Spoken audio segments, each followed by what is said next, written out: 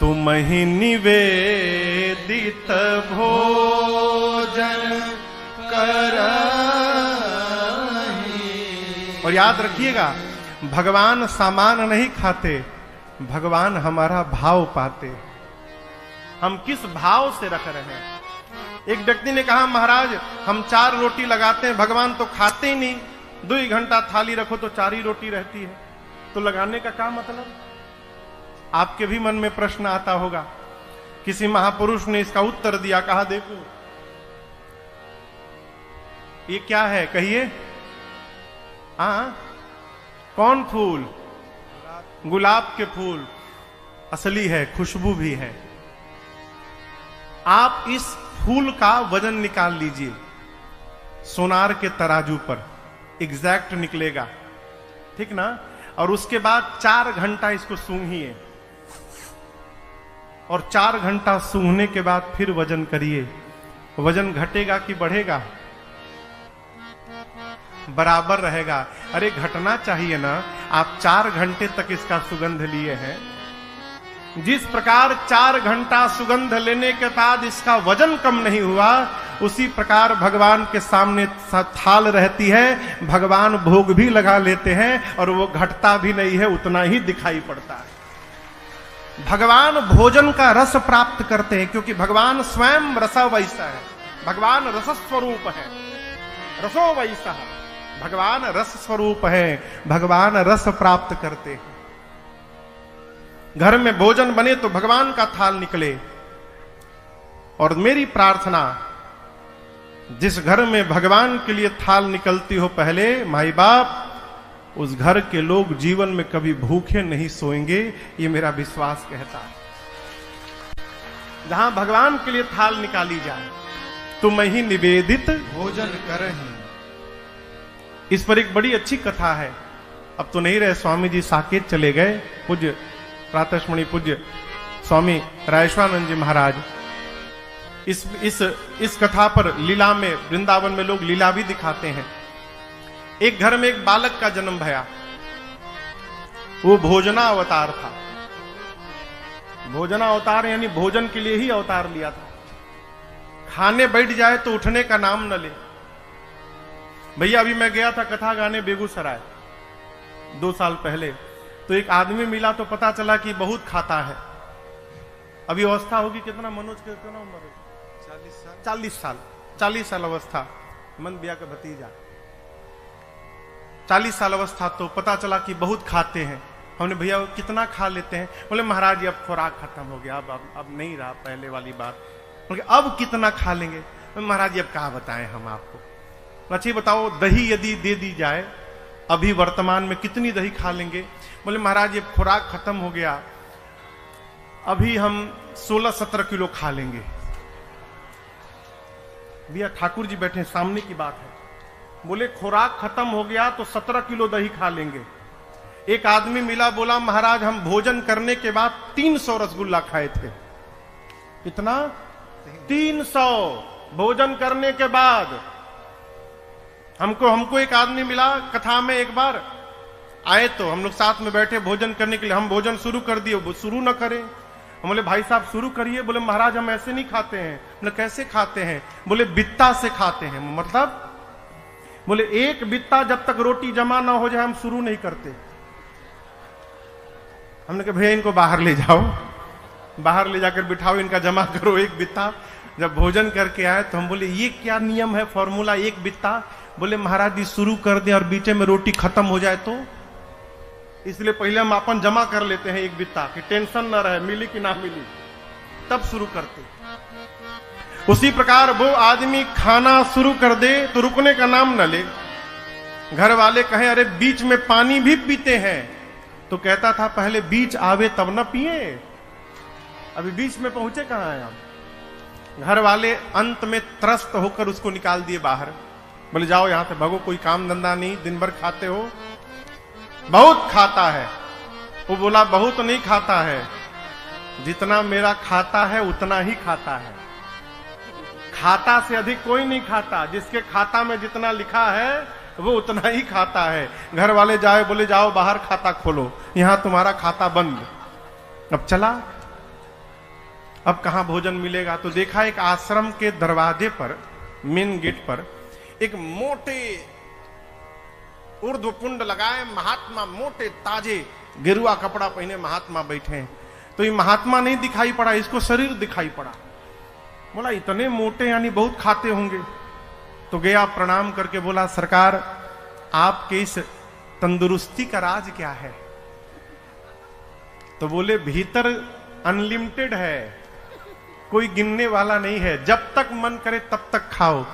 पूछा काम क्या करना पड़ेगा? बोले भीतर जाओगे तो माला मिलेगी, माला लेकर ऐसे ऐसे घुमाते रहना है बस। तो बोला कि एंट्री कैसे मिलेगी इसमें? तो बोले गुरुजी से दीक्षा लेनी पड़ेगी। बोला बस बस हम यही का पता ढूंढ रहे थे, हमको भीतर एंट्री कराइए बस। गया गुरुजी से दीक्षा मिली, वो भी चोला बदला, माला लिया। अब बोला ऐसा जगह तो धरती पर कहीं होगा, भर पेट खाओ, चकाचक माला लो, सो खाओ, कोई देखने वाला नहीं, खूब आनंद पूर्वक रहने लगा हो। लेकिन ये आनंद बहुत दिन नहीं रहा। एक दिन सुबह सुबह संध्या उपासना करके दौड़ा भोजनालय में, तो देखा ठन ठन गोपाल आज कुछ बना ही नहीं। पहुंचा गुरुजी के पास, कहा गुरुजी बाल भोग का समय हो गया। बोले कौन भोग? आज एकादशी है बेटा, आज कुछ नहीं बनेगा, आज उपवास करना पड़ेगा। बोला गुरुजी बनेगा कब? कल द्वादशी को। बोला गुरुजी हम एकादशी रही गए तो द्वादशी तक बचेंगे ही नहीं, हम भोजन के लिए साधु बने हैं, हम नहीं खाएंगे मर जाएंगे गुरुजी। तो गुरुजी बोले छे काम करो, यहां तो बनेगा नहीं, तुम राशन लेके जाओ, आश्रम के बाहर नदी किनारे जाओ, वहीं नहाओ, वहीं भोजन बनाओ, अब पाओ, वहीं पाकर आना, लेकिन राम जी को भोग लगा के तब खाना। बोला जी गुरुजी। गुरुजी बोले इसको 2 आदमी का राशन देना, बहुत खाता है ना, तो 1 आदमी का राशन में पेट भरेगा नहीं, 2 आदमी का राशन देना। 2 आदमी का राशन लेकर गया, स्नान किया, बनाया। गुरु जी की बात याद आई, राम जी को भोग लगाना है, लगा बुलाने, राम जी भोग लगा लीजिए। अरे राम आइए मेरे राम आइए, अब मेरे भोजन का भोग लगाइए। मेरे राम आइए, प्रभु राम आइए, मेरे भोजन का भोग लगाइए। हाँ मेरे भोजन का भोग लगाइए, मेरे भोजन का भोग लगाइए। आधी घंटा कहता रहा राम जी आइए भोग लगाइए, राम जी आइए भोग लगाइए, कोई आया ही नहीं। आवेश में आ गया, कहा आपको लग रहा हो कि आश्रम में मिलेगा, तो वहां ठन ठन गोपाल है, वहां के मारे मैं यहां आके बैठा हूं। भोग लगाना है तो आके भोग लगाइए, नहीं तो मैं शुरू हो जाऊंगा, मैं लगाने लगूंगा, दोबारा नहीं बुलाऊंगा। जैसे इस भाषा में बोला, उसके सामने भगवान प्रकट हो गए। लेकिन अकेले राम जी प्रकट नहीं भये, सीता राम जी दोनों लोग प्रकट हो गए। अब कहां उसको भगवान को देखकर नाचना चाहिए, उदास हो गया। क्यों उदास हो गया? 2 लोग का राशन लाया हूं, बुलाया था राम जी को, राम जी सीता जी को लेकर चले आए, यही 2 लोग भोजन कर लेंगे तो हमको क्या मिलेगा आज? कहा भोग लगाइए, हम तो आप ही को बुलाए थे केवल। भगवान बोले हम इनके बिना जाते कहां हैं, हम दोनों लोग साथ में ही आते हैं। भोग लगाए प्रभु और मैया, थोड़ा सा बचा, बेचारा खाया। कहा अगले एकादशी को भी आप दोनों लोग आएंगे ना? बोला हाँ हम ही दोनों आएंगे, और कौन आएगा? गया अगली एकादशी में, कहा गुरुजी राम जी अकेले नहीं आए थे, सीता जी भी आ गई थी, इसलिए 3 आदमी का राशन दीजिएगा कम से कम। गुरुजी सोचे लगता है भूखा रह गया होगा, इसीलिए बहाना बना रहा है, चलो 3 आदमी का राशन दो। गया बनाया, बनाकर बुलाने लगा, मेरे राम आइए, मैया साथ लाइए, मेरे भोजन का भोग लगाइए। मेरे राम आइए, मैया साथ लाइए, मेरे भोजन का भोग लगाइए। भोजन का भोग लगाइए। जैसे बुलाया सीता जी, राम जी, लक्ष्मण जी तीनों प्रकट हो गए। जब सीता राम लक्ष्मण जी आ गए तो बोला ये कौन है? राम जी बोले मेरे भाई है। पिछली बार तो नहीं आए थे। राम जी बोले छूट गए थे। बोला ये भी खाएंगे? राम जी बोले आए हैं किस लिए? बोला बताए तो नहीं थे आपकी ये भी आएंगे। अब भगवान बोले भूल गया था। लक्ष्मण जी सोचे भगवान कहां लेके चले आए, इतना दिव्य मेरा सत्कार हो रहा है यहां पर। बोला आए हैं तो पाए। अब सीताराम लक्ष्मण जी पाए, फिर उसको थोड़ा सा बचा, आधा पेट पाया, गया गुरु जी के पास। अगली एकादशी में कहा गुरु जी अब की बार 5 लोगों का राशन दीजिएगा।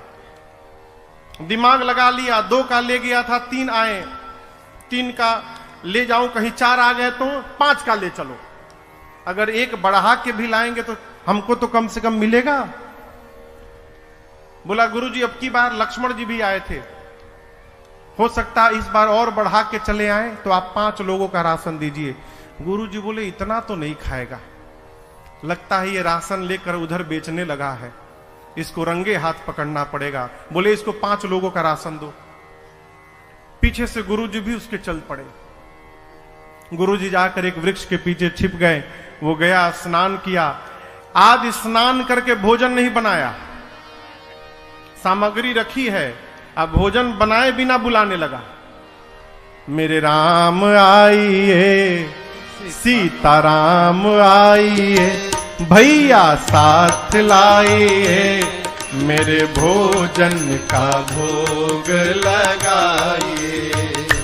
मेरे राम आइए, सीता साथ लाइए, मैया साथ लाइए, मेरे भोजन का भोग लगाइए, मेरे भोजन का भोग लगाइए, मेरे भोजन का भोग लगाइए।